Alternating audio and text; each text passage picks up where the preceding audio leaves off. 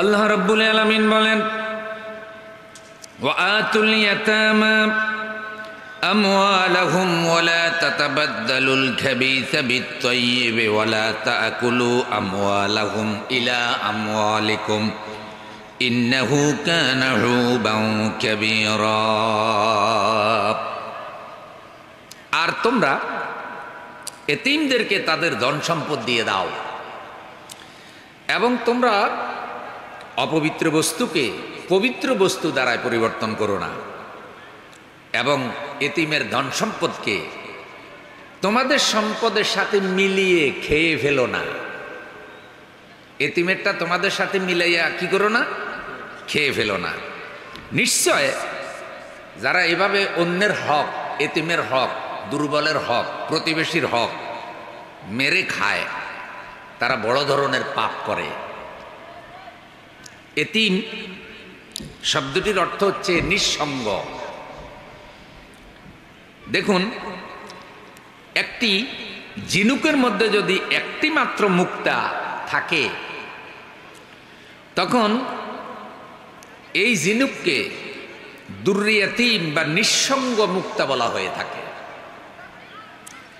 ইসলামী পরিভাষায় যেই শিশু সন্তান নাবালক অবস্থায় তার বাবাকে হারায় তাকে এতিম বলে। বালেগ হওয়ার পরে যদি বাবা মারা যায় তাকে এতিম বলে না। মা মারা গেলে সন্তান একটা গার্জিয়ান হারায়, কিন্তু মা মারা গেলে সন্তান এতিম হয় না, এতিম হয় বাবা মারা গেলে। আর বালেগ অবস্থায় বাবা মারা গেলেও তাকে এতিম বলে না। যেমন আপনাদের অনেক বাবা নাই, আপনারা এখন নিজেরাই দাদা হয়ে গেছেন, তা আপনাদেরকে এতিম বলা হবে না। রাসূল সাল্লাল্লাহু আলাইহি সাল্লাম জনমের এতিম ছিলেন। যখন তিনি হযরতে আমেনার গর্ভে 6 মাস, রাসূল সাল্লাল্লাহু আলাইহি সাল্লামের বাবা ইন্তেকাল করেন। আল্লাহর রাসূল যেদিন জমিনে পড়লেন, হযরতে আমেনার কান্না কেউ থামাতে পারে না। হযরত আব্দুল মুত্তালিব এসে জানতে চাইলেন, বৌমা আপনি এত কাঁদতেছেন কেন? এত সুন্দর একটা সন্তান আপনি পেলেন, যেই সন্তানের আলোতে আপনার কুলের ঘর আলোকিত হয়ে গেছে। হযরতে আমেনা বলে, শ্বশুরজি, এই সন্তানের মুখ দেখলে আজকে যিনি বেশি খুশি হতেন তিনি হলেন সন্তানের পিতা আব্দুল্লাহ। তিনি তো আমার স্বামী। আমার স্বামীর কথা মনে হওয়ার কারণে আমি আমার আবেগ কন্ট্রোল করতে পারি নাই। স্ত্রী লোকের জন্য এটা অনেক কষ্টের খবর যে তার গর্ভে বাচ্চা রেখে তার স্বামী মারা গিয়েছে, তিনি বিধবা হয়ে গেছেন। হযরতে আমেনা এই কষ্টের খবরটা শুনেছেন, ধৈর্য ধারণ করেছেন। হযরত আব্দুল্লাহ যখন মারা গেলেন, রাসূল সাল্লাল্লাহু আলাইহি সাল্লাম এতিম হয়ে গেলেন। বাবা বলে কারে ডাকবে, বাবা বলে ডাকার মতো ওই মানুষটাকে তিনি জন্মের আগে হারায় ফেললেন। হযরতে হালিমার কাছে বড় হলেন, প্রতিপালিত হলেন, মায়ের কাছে ফিরে আসলেন। যখন বাবা সম্পর্কে তার অনুভূতি জাগলো, বাবাকে চিনার অনুভূতি যখন তার হলো, মায়ের কাছে বাবা সম্পর্কে জানতে চাইলেন। হযরতে আমেনা হযরতে আব্দুল্লাহর কবর দেখানোর জন্য তাকে নিয়ে মদিনার পথে রওনা হলেন। কারণ হযরতে আব্দুল্লাহ ছিলেন ব্যবসায়ী। ব্যবসার কাজে যাওয়ার পর মদিনায় তিনি এক জায়গায় ইন্তেকাল করেন। হযরতে আমেনা চাইলেন পিতাহারা সন্তানকে অন্তত পিতার কবরটা দেখাবে। যে সন্তানগুলি বিদেশে থাকে, বাবা মা যদি মারা যায়, রাষ্ট্রীয় বাধ্যবাধকতার কারণে অনেক সন্তান বিদেশ থেকে বাবা মা জানাজাও পায় না। প্রবাসী সন্তানের জন্য এটা কত কষ্টের, ভুক্তভোগী সন্তান ছাড়া কেউ বুঝে না। এমন সন্তানও আছে বাবার কবরের কাছে এসে হাউমাউ করে কাঁদে, আত্মা প্রশান্তি লাভ করে। আল্লাহর রসুলকে নিয়ে যাচ্ছেন তার মা তার বাবার কবর দেখানোর জন্য। হযরত আব্দুল্লাহর কবর দেখে যখন তিনি মক্কায় ফিরছিলেন, একটা জায়গায় এসে হযরত আমেনা অসুস্থ হয়ে গেলেন, তিনিও সেখানে মারা গেলেন। রাসূলের বয়স 6 বছরের মাত্র বেশি। জন্মের আগে বাবা হারালেন, 6 বছর বয়সে মা হারালেন। আমাদের প্রিয় রাসূলের গার্জিয়ান বলতে আর কেউ রইল না। আল্লাহ রাব্বুল আলামিন তার দাদা তার চাচাকে সেই দায়িত্বটা অর্পণ করলেন। রাসূল ছিলেন জন্মের এতিম, এই জন্য রাসূল এতিমের হক নষ্ট করতে নিষেধ করেছেন। আপনার পরিবার, আপনার আত্মীয়র মধ্যে যদি একজন এতিম থাকে, আপনার ভাই মারা গেছে, ভাতিজা ভাতিজি এতিম হয়ে গেছে, আপনার চাচা মারা গেছে, চাচাতো ভাই চাচাতো বোন এতিম হয়ে গেছে, আপনার মামা মারা গেছে, মামাতো ভাই এতিম হয়ে গেছে, প্রতিবেশী মারা গেছে, বাচ্চাগুলোকে নাবালক অবস্থায় রেখে এতিম হয়ে গেছে। এখন যে যেই পরিবারে এতিম আছে তাদের ব্যাপারে আল্লাহ তাআলা দিক নির্দেশনা দিচ্ছেন, ওই আল্লাহর বান্দা, ওহে আল্লাহর বান্দা, এতিমের যেই মাল আছে, এতিমের যে অধিকার আছে, এতিমের যে হক আছে, এটা আদায় করে দাও, এটা আদায় করে দাও বান্দা। খবরদার এতিমের টাকা পয়সা, এতিমের সম্পদ নিজের সম্পদের সাথে মিলাইয়া খেয়ে ফেলো না। যদি তুমি এতিমের হক মাইরা খাও, এটা তোমার জন্য ভয়ঙ্কর পাপ হবে,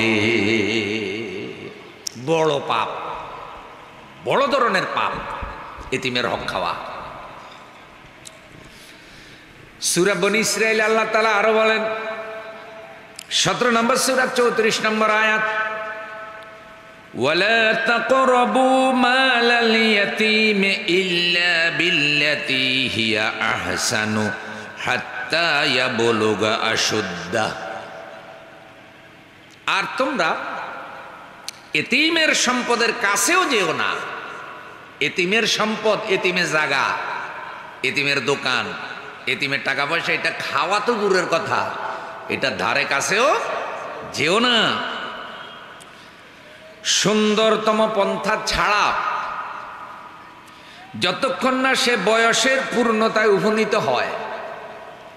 তোমার ঘরে যদি একটা এতিম থাকে, সে এতিমের যদি মাল থাকে, এটা খাওয়া তো দূরের কথা, এটার কাছেও যাবে না। তার মালটা সংরক্ষণ করবে ততকাল, সে প্রাপ্ত বয়স্ক হবে না যতকাল। যখন সে বালেগ হয়ে যাবে তখন তার মাল তাকে বুঝাইয়া দাও। তবে আল্লাহ তাআলা কত সুন্দর বলেছেন যে যতক্ষণ না তোমরা সুন্দর পন্থা, সুন্দরতম পন্থায় তোমরা কিছু খাইতে পারো। এখন সেই সুন্দরতম পন্থাটা কি, খাওয়াটা কি?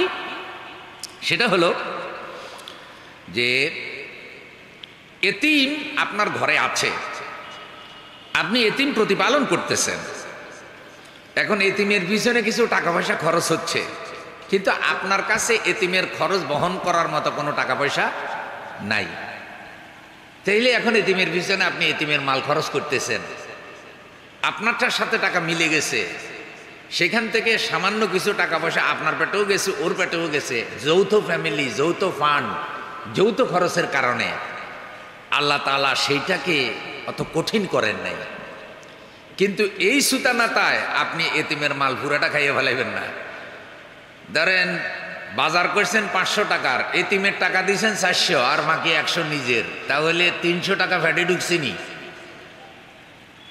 আপনারা ঠিক আছেন নি ভাই? আমার কথা কি বোঝা যায়নি ভাই? এখন বন্ধু বান্ধব জিজ্ঞাসা করছি, কি খবর, এতিমের মালের কি খবর? কনে এতিমের মাল তো আমি এতিমের পিছিয়ে খরচ করতেছি। এখন নাম দিতেছে এতিমের, ঢুকতেছে কার ফ্যাটে?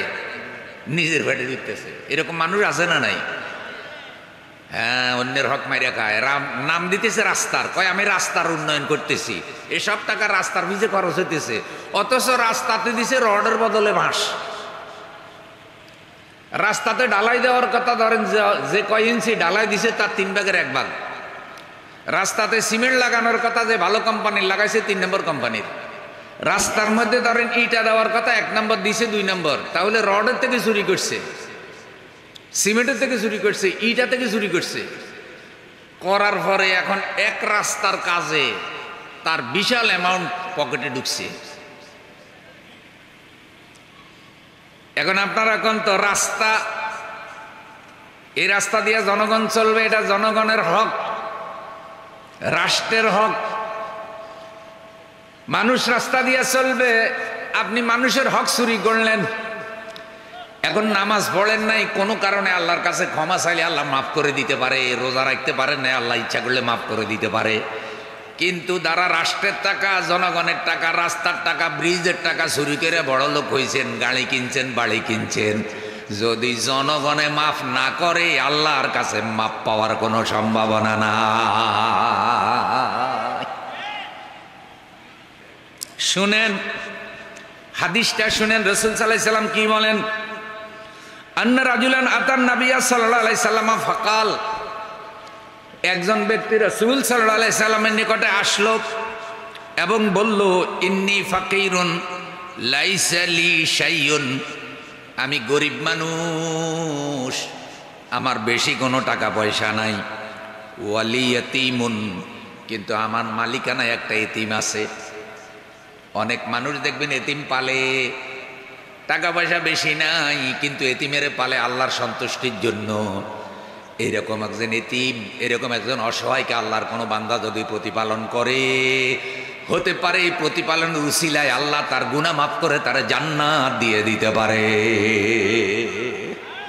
মানুষকে প্রতিপালন করা।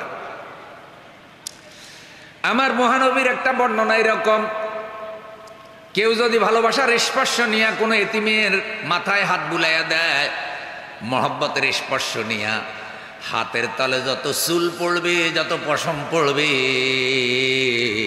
প্রতি পশমে, প্রতি চুলে চুলে আল্লাহ তার আমল নামায় 10টা করে নেকি দিয়ে দেয়। ভালোবাসো এতিমকে, অসহায়কে, মানুষকে ভালোবাসো। তোমার ভাই মরে গেছে, বাচ্চাগুলি এতিম হয়েছে, বাতিজা বাতিজিগুলি। এমনও তো হতে পারতে তুমি মরে যেতে আর তোমার সন্তানগুলি এতিম হয়ে যেত। সুতরাং এদেরকে নিজের সন্তান মনে করে প্রতিপালন করো, এদের হক নষ্ট করিও না। এদের নামে যদি কবিরাট বাজার একটা দামি দোকান থাকে, এদের বাবা মরে গেছে, তুমি ফন্দি ফিকির করিও না কেমনে দোকানটা দখল করা যায়, কেমনে একটা 2 নম্বর দলিল বানাইয়া দোকানের মালিক হওয়া যায়। এইরকম লুবি মানুষও সমাজে আছে না নাই? ভিতরে বড় নষ্ট মানুষ, বাহিরে চেহারা সুরত ধরছে সুন্দর, মুখে দাঁড়ি, মাথায় টুপি, গায়ে জুব্বা, হজ করে আসছে, কিন্তু বহু মানুষের হক নষ্ট করে। আসেনি এরম মানুষ? আল্লাহ হেদায়েত দাও। তো বলতেছে আমি ফকির, টাকা পয়সা নাই, কিন্তু একটা এতিম আছে আমার কাছে। কালা, রাসূল সাল্লাল্লাহু আলাইহি সাল্লাম বললেন, কুল মিন মালি ইয়াতীমিকা গায়রা মুসরিফিন ওয়ালা মুবাদিরিন ওয়ালা মুতাসিলিন। রাসূল বললেন, সে হুজুরের কাছে অনুমতি চাইছে, এতিমের কিছু মাল আছে, যে এতিমটা আমি প্রতিপালন করতেছি, আমার মালিকানা আছে, সেই এতিমের কিছু টাকা পয়সা আছে, সম্পদ আছে। এখন এতিমের ব্যাপারে আল্লাহ যা বলেছে, আপনি যা বলেছেন, এতিমের টাকা পয়সা ধরতে তো আমার বড় ভয় লাগতেছে। আমি কি এতিমের ওখান থেকে কিছু খরচ করতে পারি? কারণ আমার তো নিজের কোনো টাকা পয়সা কি নাই, গরিব মানুষ। রাসূল বলছে, হ্যাঁ তুমি পারবে, তবে তোমার অধীনস্থ এতিমের পিছনে যতটুকু টাকা লাগে অতটুকু তুমি খরচ করবে, তার বেশি তুমি খরচ করবে না। তোমার নিজের টাকা নাই, এতিমের টাকা আছে, এখন তুমি এতিমের টাকা দিয়ে তোমার ফেটো চালাইতেছ, এতিমেরও ফাইলতেছ, এটা যেন না হয়। এতিমের জন্য যতটুকু দরকার অতটুকু তুমি সেখান থেকে নিবা, আর তাড়াহুড়া করে এতিমের সম্পদ আত্মসাৎ করবে না। তাড়াহুড়া মানে কি? এতিমের বয়স আছে এখন 4 বছর, 5 বছর, 10 বছর পর এটা 16 বছর হইয়া যাবে। অতএব এতিম বড় হওয়ার আগে ছোট থাকতে থাকতে যা করার সব কি করে ফেলা। আসেনি এরকম হাদিস যে তুমি তাড়াহুড়া করি সব তোমার মালিকানায় ঢুকাইও না, যে এতিম বড় হইলে তো এগুলো বুঝবো না, যে কিরে ছোট কালে তোমার এটা হয়েছে এটা হয়েছে, তুমি ফন্দি ফিকির পাকাইবা, গল্প সাজাইবা, এতিমের মাল তোমার মালিকানায় ঢুকাইয়া, এটা তুমি করবা না। কবিরহাটের ভাই বোনেরা, এখন যারা এতিমের মাল 2 নম্বরই করে খায়, যারা অন্যের হক নষ্ট করে, বান্দার হক নষ্ট করে, তাদের ব্যাপারে আল্লাহ তাআলা কড়া কথা বলেছেন। সূরা আন-নিসা 4 নম্বর সূরা 10 নম্বর আয়াত। আল্লাহ রাব্বুল আলামিন কি বলেন একটু শুনেন। ইন্নাল্লাযীনা ইয়াকুলুনা আমওয়ালাল ইয়াতামা যুলমান ইন্নামা ইয়াকুলুনা ফি বুতুনিহিম নারা ওয়া সায়াসলাউনা সাঈরা। ইন্নাল্লাযীনা ইয়াকুলুনা আমওয়ালাল ইয়াতামা, যারা এতিমের মাল ভক্ষণ করে, এতিমের মাল খায়, জুলমান, জুলুম করে, অত্যাচার করে এতিমের মাল খায়। যে জুলুম করে মাল খায় এরকম আসেনি? জুলুম করে মাল খায়, টাকা খায়। যারা এতিমের মাল জুলুম করে খায়, ইন্নামা ইয়াকুলুনা ফি বুতুনিহিম নারা, তারা যেন তাদের পেটের মধ্যে জাহান্নামের আগুন ঢুকায়। একটু জবাব দেন, কি ঢুকায় ভাই? আর একটু জোরে বলা যায় না?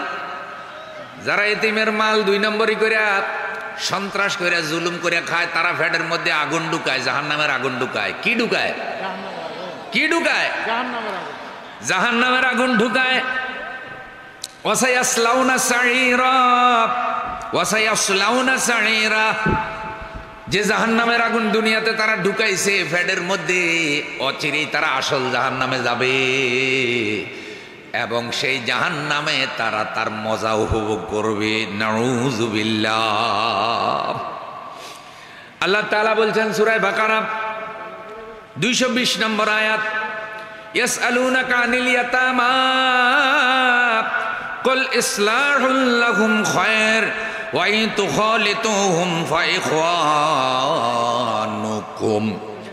আল্লাহ বলছেন এতিমরা তোমাদেরই ভাই, আর তারা তোমাদেরকে জিজ্ঞাসা করে হে নবী, আর তারা তোমাকে জিজ্ঞাসা করে হে নবী, এতিম সম্পর্কে তারা তোমাকে জিজ্ঞাসা করে, তুমি বলো সংশোধন তাদের জন্য উত্তম, আর যদি তাদেরকে নিজেদের সাথে মিশিয়ে রাখো তাহলে তারা তোমাদের ভাই। সুবহানাল্লাহ।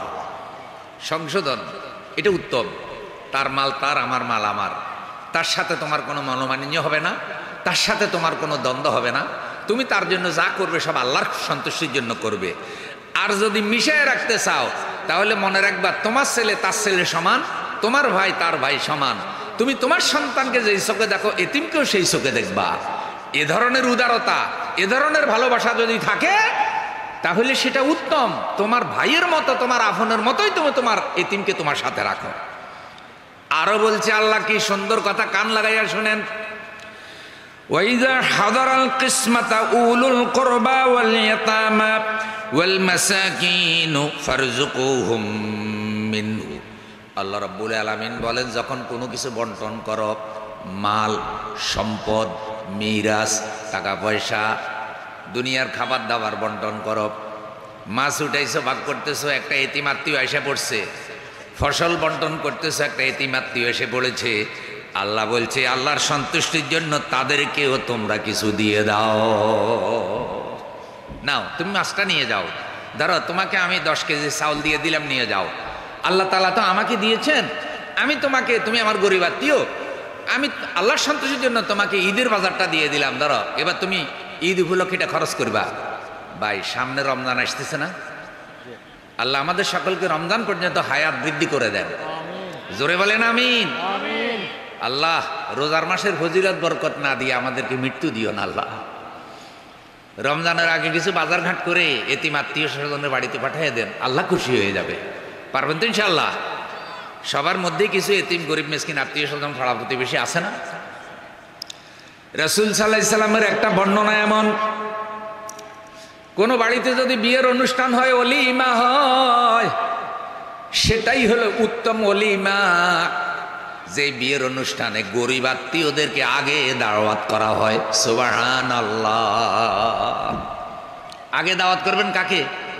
গরিব আত্মীয়কে আগে দাওয়াত করা হয়, সেটা উত্তম, সেটা সবচাইতে শ্রেষ্ঠ বিয়ের অনুষ্ঠান।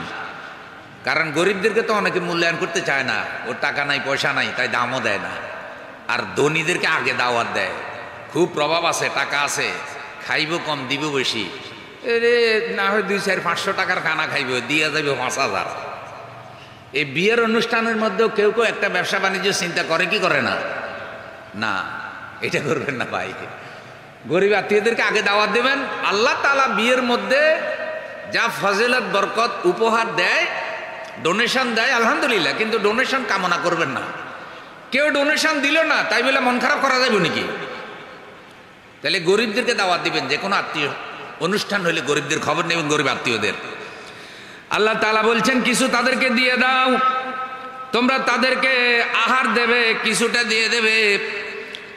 এবং আল্লাহ তাআলা বলছেন কাউলাম মারুফা, দেওয়ার পরে ভালো ব্যবহার করবে, দিয়ে আবার খারাপ ব্যবহার করবে না। যে মাত্র মাছটা ভাগ করতে বসছি আর তুই কোত্থেকে আসছিস, ধর যা, তোর লাগিয়ে তার ভাগ করতে পারলাম না, লইয়া যা, মানে একটু দিলে আবার ধমক দিয়ে দিলে, এরকম হয় কি হয় না? মাত্র খাইতে বসছি আর তুই আসলি, দেখা ভালো করে এর খাওয়াই দে, যেখানে খাওয়াইছি তোর বাপ দাদা সদ্য গোষ্ঠী কোনোদিন এখানে খাইছিনি। ভাই কাউরে খাওয়াইয়া যদি একথা কয় তাহলে ওই বেটার খানা তো বেটে ডায়রি হয়ে যাবো, কইব যে আল্লাহ বমি করি ওর খানা ওর বাড়িতে রেখে যাই। এই জন্য আল্লাহ নিষেধ করেছে কাউকে খাওয়াইয়া কাউকে কোনো কিছু দিয়ে খোঁটা দিও না, তুলনা দিও না, তারে কষ্ট দিও না। খাওয়াবেন কার জন্য? কার জন্য?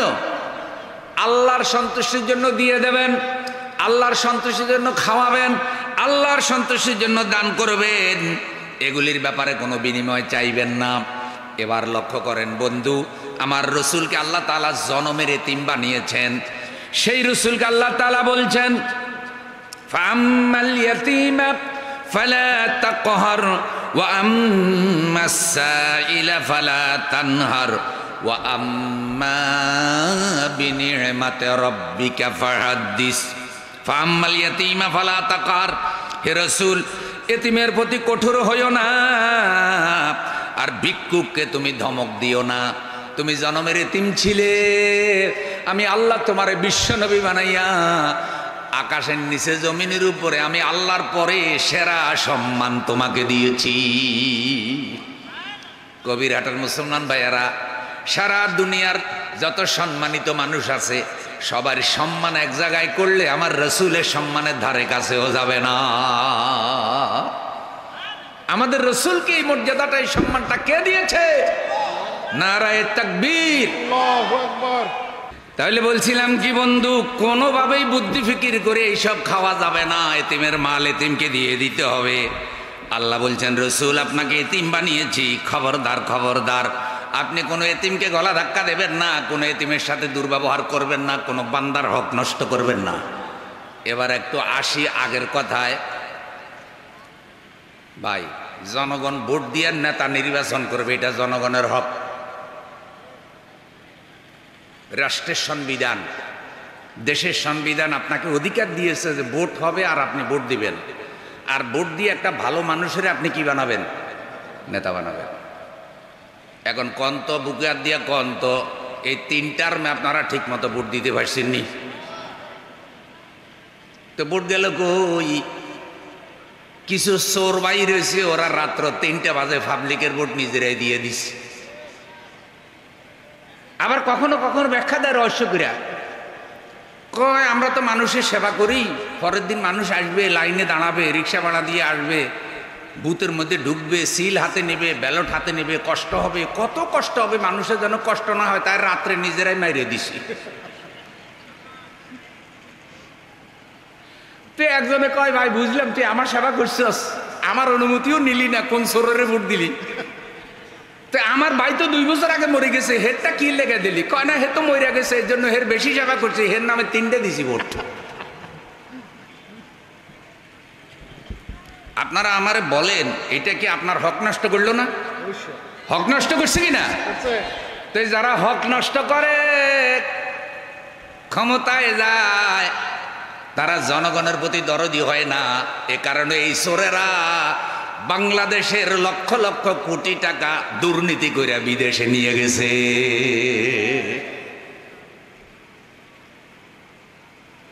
এই যে এক রিপোর্টে এসেছে 18 লক্ষ কোটি টাকা বিদেশে পাচার হয়েছে, প্রায় 17.5 লক্ষ কোটি টাকা দুর্নীতি হয়েছে। কেন এই গদির জন্য এত লোভ কেন? বলতেছে আরো মারো, আরো মারো, 2-4 হাজার মারলে হবে না, লাখ লাখ মাইরা হলেও আমার ক্ষমতায় রাখো। কি ব্যাপার, আপনি আগে 5 বছর ছিলেন, এখন 15 বছর, বয়স তো 80-র কাছাকাছি, হাজার হাজার মাইরা আপনারে কেন রাখা লাগবে? এখন তো আপনারে আর সবাই চায় না, তারপরও কেন রাখা লাগবে? ব্যবসা এমন যে আমার মতো রাবে অবশ্যই তোমরা আর পাইবে কই, তাই তোমাকে সেবা করার জন্যই তো আমার বাঁচতে হবে, আমার বাঁচানোর জন্য আরো মারো। আপনি চিন্তা করেন, যার বয়স হয়ে গেছে প্রায় 80-র কাছাকাছি, সে নিজের গদির লোভে 13 বছর, 14 বছর, 16 বছর, 17 বছরের কত নিরীহ নিরপরাধ তরুণকে জুলুম করে হত্যা করেছে। এ তো মানুষের প্রাণ বের করে নিয়েছে। এ ফেরাউনের থেকেও তো বড় হক নষ্টকারী। ফেরাউনও তো মানুষকে এভাবে খুন করে নয়।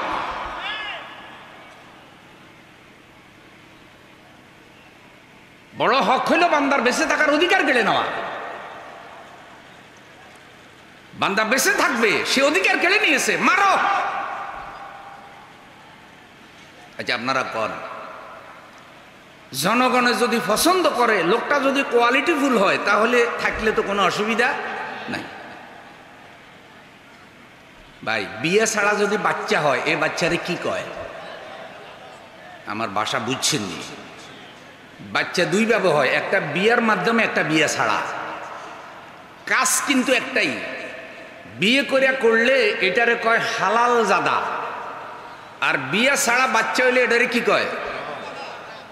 হারামজাদাকে আপনারা আর কি বলেন? অবৈধ সন্তান, জারজ সন্তান নাকি? জারজ মানে কি? তোর মা বাবা যে তোর জন্ম দিছে, কোরআন হাদিস অনুযায়ী বিয়ে করে জন্ম দেয় নাই। তো কোরআন হাদিস অনুযায়ী বিয়ে ছাড়া জন্ম হইলে যদি এটা হারামজাদা হয়, এটা জারজ সন্তান হয়, তাহলে জনগণের ভোট চুরি করিয়া বিনা ভোটে যেগুলা নেতা হয়, এগুলা কি বালা নেতা না জারজ নেতা?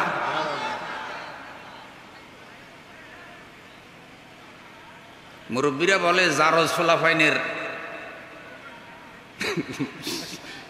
খাসলত বেশি ভালো হয় না। খাসলত বেশি কি হয় না? যেগুলা জারজ নেতা হয়, এগুলাও জনগণের সাথে এদের ব্যবহারটা বেশি ভালো। এরা মুখে প্রচার করে আমরা জনতার সেবা করি, কিন্তু এদের জ্বালায় বাড়ি করা যায় না, ঘর করা যায় না, দোকান করা যায় না, চাকরি করা যায় না। সব জায়গায় এদের দুর্নীতি আছে না নাই?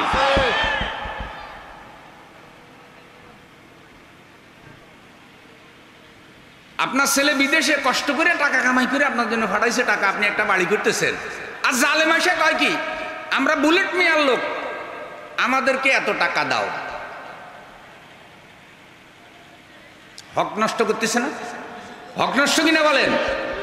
এটা তো বান্দার হক, এটা তো আল্লাহ ক্ষমা করবেন না। এখন আমি যদি আমার জহুরুল হক সাংবাদিক ভাইয়ের 10,000 টাকা আমি যদি নষ্ট করি, মরার আগে আমি বাইরে হয়তো বললাম, ভাই আমি অন্যায় করে ফেলেছি, আল্লাহর রাস্তায় আমারে মাফ করে দেন, আপনার টাকাটা আমি মাইরে খাইছি, কিন্তু আপনার এই টাকাটা পরিশোধ করার সামর্থ্য এখন আর আমার নাই, আল্লাহ আপনারে ভালো রাখছে, আপনি আমারে মাফ করে দেন। এখন ভাই চিন্তা করলো, আমার ছেলে ফেলে হাফেজ হয়েছে, টাকা পয়সা কামাইতেছে, আমিও ভালো আছি, আমার অভাব নাই, কিন্তু এই লোক তো আমারটা মাইরে খাইলেও কিন্তু এর দিনটা বেশি ভালো যাইতেছে না, ফকির ফকিরই থেকে গেল, সুতরাং আমি তার মাফ করে দিলাম। এখন একজনের হক নষ্ট করলে আমি একজন থেকে মরার আগে হয়তো মাফ চাইয়া নিলাম, কিন্তু আপনি যে রাস্তার টাকা চুরি করলেন, ব্রিজের টাকা চুরি করলেন, এখানে তো কবিরহাটের কোটি কোটি মানুষ মানে লাখ লাখ মানুষ, হাজার হাজার মানুষ চলাফেরা করে। এখন মরার আগে একজন হইলে মাফ চাইতে পারতেন, কিন্তু মরার আগে এই লাখ লাখ মানুষের থেকে ক্ষমা নিবারও তো সুযোগ নাই। একজনে কইবে আচ্ছা ঠিক আছে আমি মাফ করে দিলাম, আরেকজনে কইবে হুজুর আমার বাথরুমের টাকা চুরি করছে 6 লাখ, আমি মাফ করুন না, হাতে দোজখে চলো।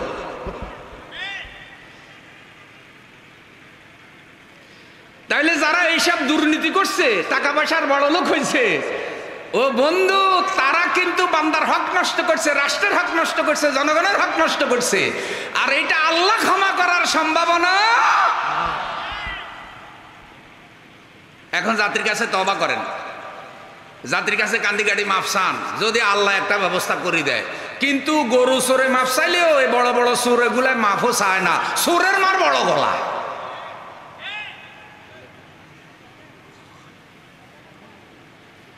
আপনাদের এলাকায় ছোটখাটো চোর আছে না? লাউ চোর, কদু চোর, কুমড়া চোর, গরু চোর, ছাগল চোর, মসজিদে জুতা চোর, এগুলা কি বেশি বড় চোর না হালকা চোর? এসব চোরের চুরি এক জায়গায় করেন। এ বড় বড় চোর এগুলা যেগুলো এতদিন নেতা সাইজে আসছিল, এগুলো একটা চোরের সমান হবে না গো সব চোর। তাইলে এই চোরগুলা তো গরু চোর, কদু চোরের থেকেও খারাপ চোর। এরা আবার বলে আমার সোনার বাংলা, আমি তোমায় ভালোবাসি। চোরের দেশপ্রেম আছে নি? চোরের দেশপ্রেম আছে? হ্যাঁ, দেখেন, ধরেন এই পানিটা এখন আমি রাষ্ট্রীয় কাজে ব্যবহার করব, পানিটার দাম হইলে ধরেন 20 টাকা। কিন্তু যখনই আমি রাষ্ট্রীয় কাজে ব্যবহার করতেছি তখন আমি এই পানিটার দাম ধরছি 100 টাকা। তাহলে 80 টাকা কোথায়? 80 টাকা কোথায়? বালিশের আগে বালিশের কাণ্ড শুনেন নাই? বালিশ একটার দাম কয় হাজার টাকা লেগছিল। তাইলে 20 টাকার পানি এখন আমি যখন রাষ্ট্রীয় কাজে, রাষ্ট্রীয় কোনো অনুষ্ঠানে ব্যবহার করছি তখন পানির ভাউচার বানাইছি কত? 100 টাকা। তাহলে 80 টাকা কোথায়? পকেটে। এখন দুর্নীতিবাজ নেতায় বলে কি, তোরে ফানি খাওয়াইছি, তোরে ফানি খাওয়াইছি, আমি কত সুন্দর তোর সেবা করছি রে, তোরে ফানি খাওয়াইছি।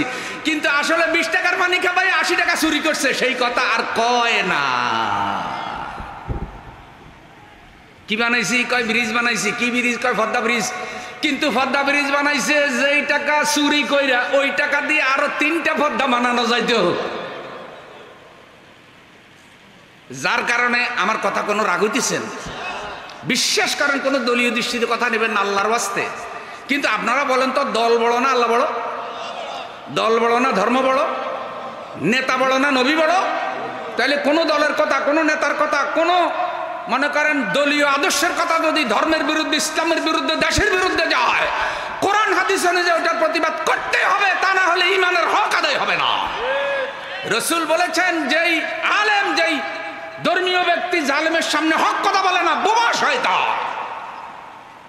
হুজুরেরও তো ছাড়াছাড়ি কি? তাইলে আপনি ওই দৃষ্টিতে দেখবেন কেন? আচ্ছা আপনারা বলেন তো, যারা যত দুর্নীতি করে, চুরিদারি করে, এগুলোর বিচার হইব নি? অন্যায়ভাবে মানুষ খুন করলে বিচার হইব নি? মানুষের গুণ করলে বিচার হইব নি? সন্ত্রাস চাঁদাবাজি করলে বিচার হইব নি? কার কাছে হবে? তা আল্লাহর কাছে বিচারের সম্মুখীন হওয়ার আগে দুনিয়াতে যেন কেউ সন্ত্রাস চাঁদাবাজি না করে, এগুলো আলোচনা করার দরকার আছে না নাই? তো এগুলি কি একটা দাওয়াত না? এগুলি কি দাওয়াত না? দুর্নীতির বিরুদ্ধে কোরআন হাদিসের দাওয়াত, সন্ত্রাসের বিরুদ্ধে কোরআন হাদিসের দাওয়াত, জনগণের উপর যেন জুলুম অত্যাচার না করে, এটার বিরুদ্ধে কোরআন হাদিসের দাওয়াত। কারণ যারা ন্যায়পরায়ণ শাসক হয়, যারা আল্লাহওয়ালা শাসক হয়, কিয়ামতের দিন এই শাসককে আল্লাহ আরশের নিচে ছায়া দেবে। কিন্তু জালিম শাসক পাবলিকের আগে জাহান্নামে যাবে। জালিম শাসক পাবলিকের আগে কোথায় যাবে? জাহান্নামে যাবে। এই জন্য বন্ধু, কারো হক নষ্ট করবেন না, অনুরোধ করি, কারো হক নষ্ট করবেন না। পরীক্ষার্থী পরীক্ষা করে, পরীক্ষা দিয়ে চাকরি পাবে, এটা তার হক। কিন্তু এক লোকে বিসিএস পরীক্ষার প্রশ্ন গোপনে বেসে বেলায় তো ফাঁস করে দিত, মনে আসেনি? হেরে সাংবাদিক জিজ্ঞাসা করছে, আপনি যে বিসিএস পরীক্ষার প্রশ্ন বিক্রয় করছেন, একটা প্রশ্ন কত বেচছেন? বড় বড় পদের প্রশ্নগুলো, একটা প্রশ্ন 20 লক্ষ টাকাও বিক্রয় করেছে। ধরেন আমি ভাইকে 20 লক্ষ টাকা দিয়ে একটা প্রশ্ন দিলাম, উনি ওই প্রশ্ন আউট করে আর ডিসি হয়ে গেল বা টিএনও হয়ে গেল। এখন 20 লক্ষ টাকা উঠানোর জন্য উনি যদি অবৈধ ইনকাম করে, এটা 6 মাসও লাগবে না, 1 বছরও লাগবে না, 20 লাখ উঠে যাবে। সারা জিন্দিগিতে ওই পদে চাকরি করে কোটি কোটি টাকা কামাবে। সুতরাং এই চোরের 20 লাখ দিতে তো কোনো অসুবিধা নাই। চোরের আবার সাংবাদিক জিজ্ঞাসা করে, এই যে প্রশ্ন বিক্রয় করে 20 লাখ করে টাকা নিছেন, টাকা কি করছেন? কয় সব মাদ্রাসায় দিছি। দেখছেন এবার চোর। তাইলে মাদ্রাসায় যে তালিম আলিমদেরকে, যে মাদ্রাসার হুজুরদেরকে টাকা এগুলো খাবাইছে, হেতে তো হুজুরদের ফ্যাটের মধ্যে গজব ঢুকে দিছে।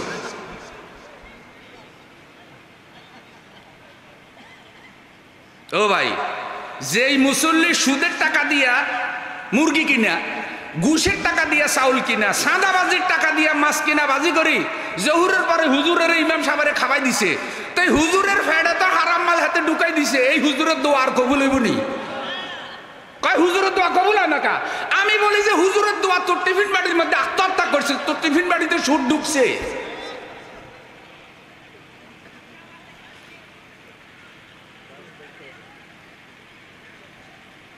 তাহলে সবাই মিলে ভালো হওয়ার দরকার আছে না নাই?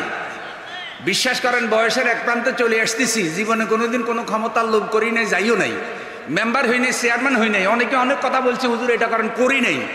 ধর্মীয় কথা বলি, যারা ক্ষমতা আছে তারা থাকুক, যারা চালাচ্ছে তারা চালাক, যারা আসতে চাচ্ছে তারা আসুক, কিন্তু একশোর গেলে আরেকশোর আসলে দেশের কোনো ভালো হওয়ার সম্ভাবনা।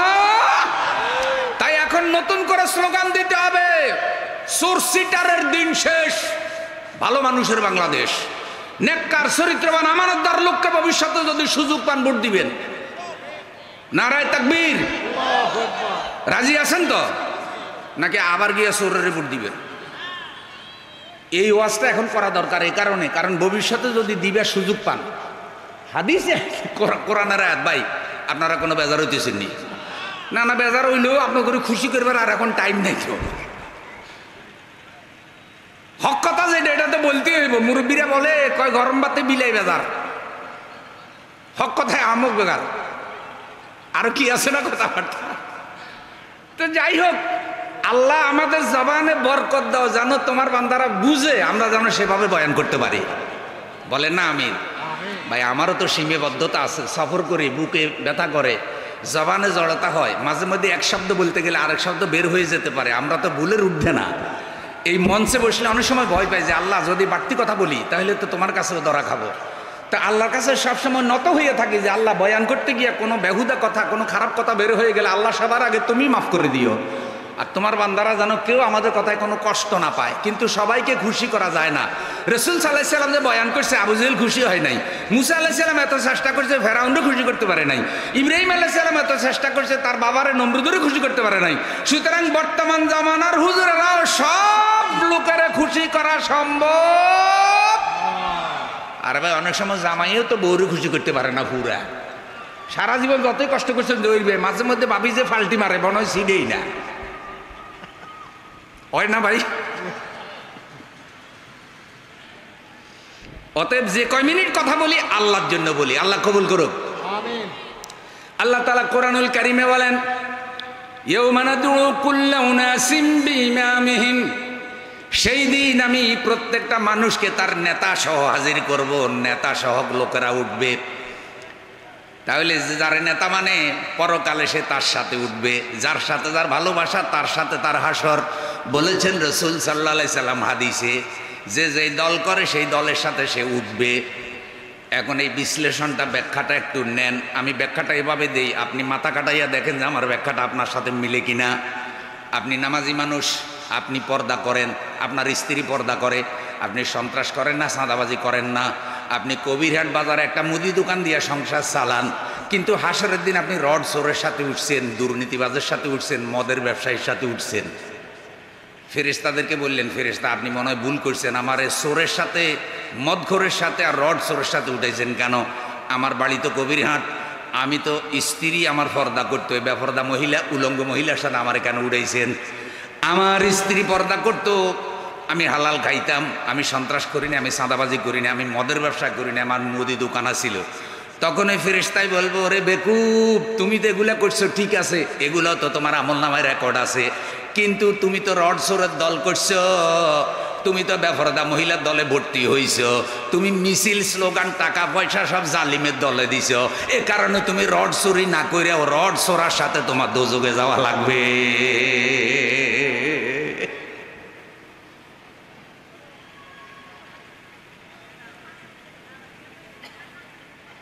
খারাপ লাগছে নি কেন ভাই? মসজিদের ইমাম নিযুক্ত করছেন, একতাদাতে বেহাজাল ইমাম, মোতাজ্জান ইলা জিহাতিল কাবাতি শরীফাতে, আল্লাহু আকবার। এখন ঘটনাক্রমে মসজিদের ইমামের ওযু নাই। আচ্ছা, ইমামের কি নাই? ঘুমাই গেছেন নি? কি নাই? আরো জোরে। এখন ইমামের পিছনে নামাজ পড়ছে 10,000 মুসল্লি। বুকে হাত দিয়া বলেন তো, 10,000 মুসল্লির একজনের কি নামাজ হইব নি? কেন? 10,000 তো ওযু আছে। 10,000-এর অজু থাকলে কোনো লাভ নাই, কারণ যারে নেতা বানাইছে হে হইলো অজু ছাড়া। এখন যেই মাত্র একটা যাতে বেয়াজাল ইমাম বলছে এটা হইলো ভোট। এটা কি মানে আপনি এই লোকের ইমাম মানছেন, এটা ভোট দিছেন, উনিও বলছে আমিও ইমাম হইলাম, বর্তমানে আমার পিছে যারা আছে, আমার পিছনে যত মুসল্লি আসবে আমি সবার ইমাম হইলাম, কিন্তু মগর ভিতরে তো কি নাই।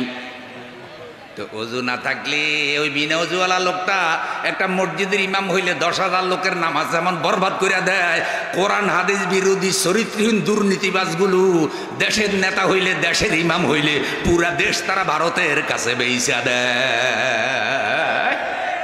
এ কারণে যার সাথে তার ভালোবাসা তার সাথে তার হাসর, যার সাথে মিল মহব্বত বেশি ধরা খাইলে তার কাছেই গিয়া ফালায়। মানিকে মানিক চিনে, সোরে চিনে সোর।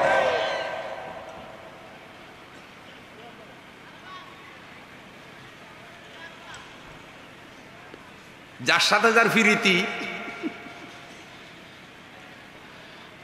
আমাদের কথা অবিশ্বাস করলে আপনি আপনার আকল বিবেক খাটাইয়া অতীত দেখেন না। আপনারা বলেন তো 3 দিকে যে ভারতটা আছে এটা বাংলাদেশের বন্ধু নি?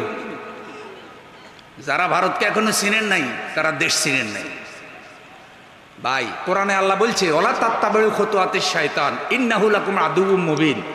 খবরদার শয়তানের অনুসরণ করিও না, শয়তান তোমার প্রকাশ্য শত্রু। আপনাদের কবিরাটা শয়তান আসেনিও না মরে গেছে? হ্যাঁ, মরার কোনো সম্ভাবনা। তো শয়তান যে আপনার প্রকাশ্য শত্রু, শয়তান তো 2 প্রকার, একটা জিন শয়তান, একটা মানুষ শয়তান। মিনাল জিন্নাতে ওয়ান নাস, একটা জিন শয়তান, একটা মানুষ শয়তান। ওই যে শয়তানদের নেতা গুজরাটের কসাই, নাম হইল মুতি, সেই বেটাই বলছে যে 71 সালে তো বাংলাদেশ স্বাধীন হয় নাই, 71 সালে যুদ্ধ হয়েছে ভারত আর পাকিস্তানে মিলে। তাইলে বলেন যারা আমাদের স্বাধীনতা যুদ্ধের পুরা কৃতিত্ব দাবি করে তারা কি আমাদের মুক্তিযুদ্ধকে অপমান করে না? তারা কি আমাদের মুক্তিযোদ্ধাদেরকে অপমান করে না? তারা এই দেশে উড়ে এসে জুড়ে বসেছিল কেন? 16ই ডিসেম্বর বাংলাদেশে যে সারেন্ডার করেছে পাকিস্তানি বাহিনী, মুক্তিযোদ্ধাদের কাছে করে নাই, করছে জেনারেল অরোরার কাছে, কায়দা করে করাইছে। করাইয়া তারা বলছে তোমাদের মুক্তিযুদ্ধ হইলে আমাদের দয়া। যার কারণে ওই সময় কিছু লোক আশঙ্কা করেছিল যে আমরা পাকিস্তান থেকে মুক্ত হইয়া ভারতের অধীনে গেলে স্বাধীনতার সুফল পাবো না। 52 বছরে বাংলাদেশের মানুষ স্বাধীনতার সুফল কেন পাইল না? এজন্য পাকিস্তানিরা দায়ী না, এজন্য ভারত আর ভারতীয় দালালরা দায়ী। চোর সিটারদের নেতৃত্ব থাকার কারণে দেশের সম্পদ চুরি করেছে, সুদ ঘুষ অন্যায় অবিচার দুর্নীতি মিথ্যা সাক্ষী সাদাবাজি দিয়ে তারা দেশ ধ্বংস করে দিয়েছে। তাদের মুখে দেশপ্রেমের কথা মানায় না। তারা ভারতের সাথে যতগুলো চুক্তি করেছে সব দেশ বিরোধী চুক্তি। আল্লাহ আমাদেরকে অন্যায় থেকে হেফাজত করুন। আমি আর কথা চালাবো না, আজান হয়ে গেছে। আমি বলতে চাই শুধু এতিমের হক নিয়ে আমি কথা শুরু করেছি। এতিমের হক, দেশের হক, রাষ্ট্রের হক, নেতৃত্বের হক, জনগণের হক, রাস্তার হক, মসজিদের হক, সব আছে না? কোরআন হাদিস থেকে পড়ে নেবেন। আজকে আমার বয়ানে পর্যন্ত, আল্লাহ যদি বাঁচায় রাখে ভবিষ্যতে আবার কোনোদিন বয়ান হবে।